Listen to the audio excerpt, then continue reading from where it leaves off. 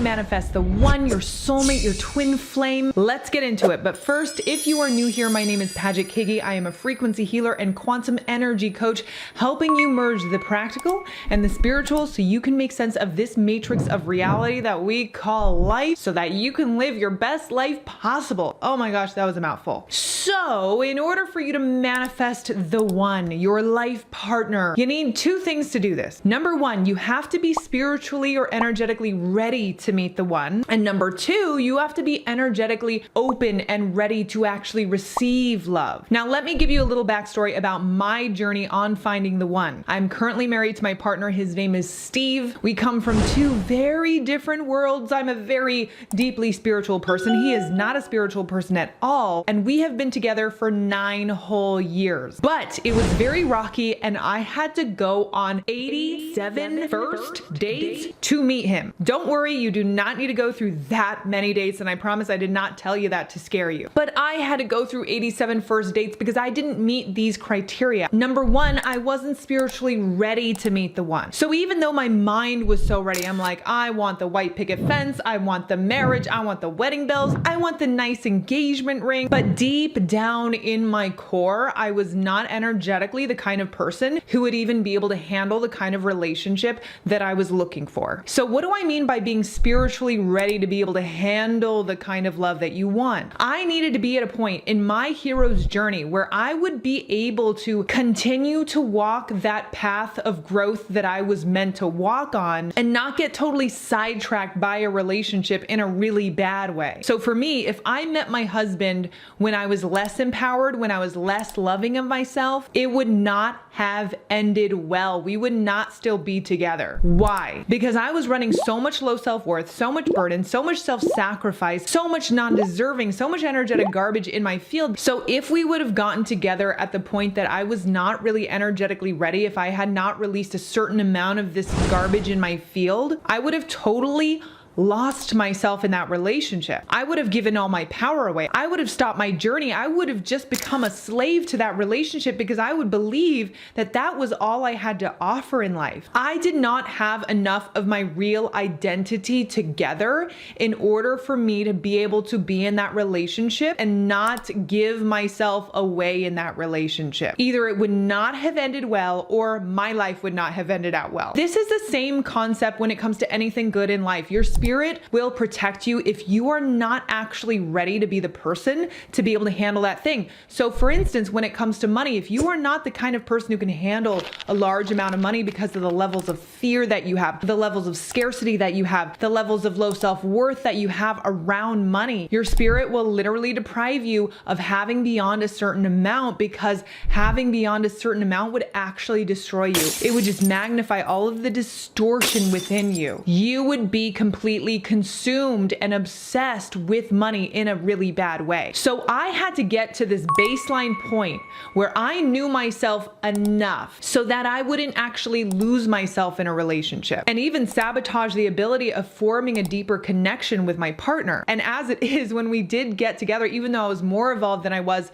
6 months before that, I still wasn't even at a really, really great place. So we actually almost did destroy each other in the first part of our relationship. It was not fun having to go on that journey. I was still devaluing myself. I was still taking on a lot of his burden. I was still sacrificing a certain part of myself, but I was evolved just enough to skate by. I was evolved just enough to continue on my path of evolution and growth. And we were evolved enough together for us both to be able to go on that journey together, even if it took us like 6 or 7 years. So then the question is, how do you energetically get ready for meeting the one? You focus on your growth. You focus on your evolution, because if you are not embodying the kind of person who can actually give yourself the kind of love that you want from someone else, you are not going to be able to experience that through someone else, because relationships are simply just magnified mirrors of us and our relationship with self. So check in with yourself right now. Do you tend to put the other person you're dating above you in terms of priority and importance? Do you lower yourself in some ways to the person that you end up being with? Do you tend to lose sight of what you want and who you are when you get into a relationship? Does that relationship totally consume you? Do you tend to let other people burden you with all of their issues and problems and you take them on as your own? Because if you get into a partnership,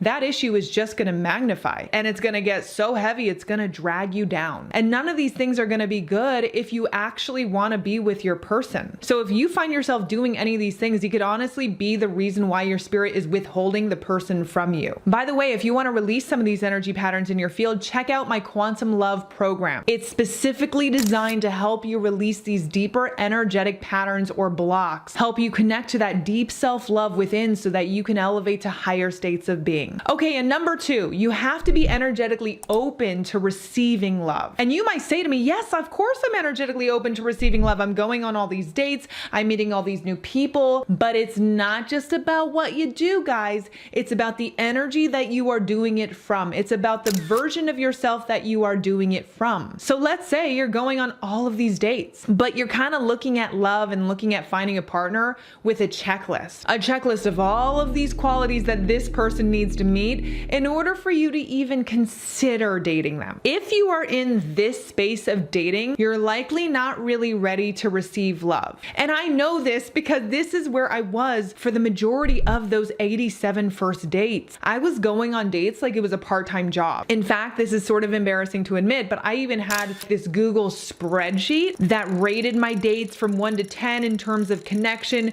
1 to 10 in terms of chemistry, 1 to 10 in terms of objective qualities that I was looking for. I was literally keeping stats on my dates. Super sad. I also approached the dates themselves this way. I was very mechanical. I was very cold. I was very closed off. Even if I had a friendly demeanor energetically, I was like, nope. I was constantly in this judging mode based off of superficial qualities that they needed to meet. I wasn't actually in the receptive mode of being able to welcome in what could actually be a true love connection. And why was this? Because I wasn't deeply connected within myself. And like I said, relationships are always energetic mirrors for our relationship with self. And I thought someone outside of myself was going to give me that deep, loving connection that I really craved, when really the reason why I craved it is because I was lacking it from within. I needed to be able to give that to myself first. And the thing is, the universe was so loud in trying to get me to see this. It kept throwing these non-committal people at me, these people who would move away, these people who couldn't commit to me for any number of reasons, until I was met with my biggest soul-crushing moment in my whole dating experience. I was dating someone for 6 months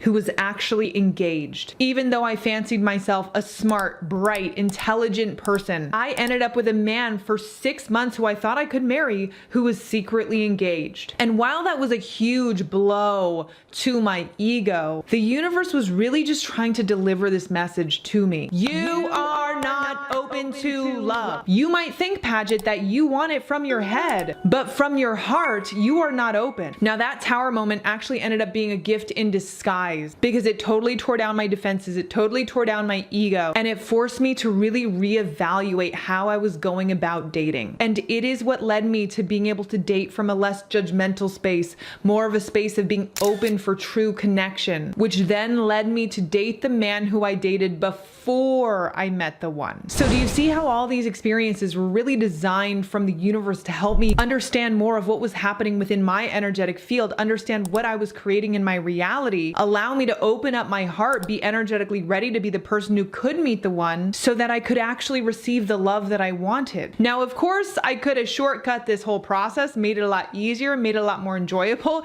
if I understood quicker what the universe was trying to get me to do. But now I know, and that is why I am passing on this knowledge to you. If I had opened up my heart to actually be able to energetically receive the love that I was looking for, if I was energetically strong enough to be able to meet the one, not only could I have made the whole process so much more enjoyable, so much easier, it would have been more efficient, it could have been even quicker. And also, when I did meet the one, well, our relationship wasn't so hot, and I could have made that whole process so much easier too. We didn't have to go through as many of the crazy ups and downs that we did. In fact, we talk about this process in our YouTube podcast series, which you can find on this very same channel. And you can find that episode up here. So let me put this back to you. Are you truly open for love? Are you judgmental when you date? Are you closed off emotionally? Be honest. Do you have strict requirements they have to meet before you're even open into getting to know them. Because like I said, everything in our reality, especially relationships, are simply mirrors of our relationship with self. So the more judgmental and critical you are of yourself, the more withholding you are of your own love with yourself, the more you hold yourself to impossible standards, whether in looks or success or otherwise, the more you're going to experience those dynamics in your relationships while you're dating. And that's exactly why I created Quantum Love. I want to get you guys to see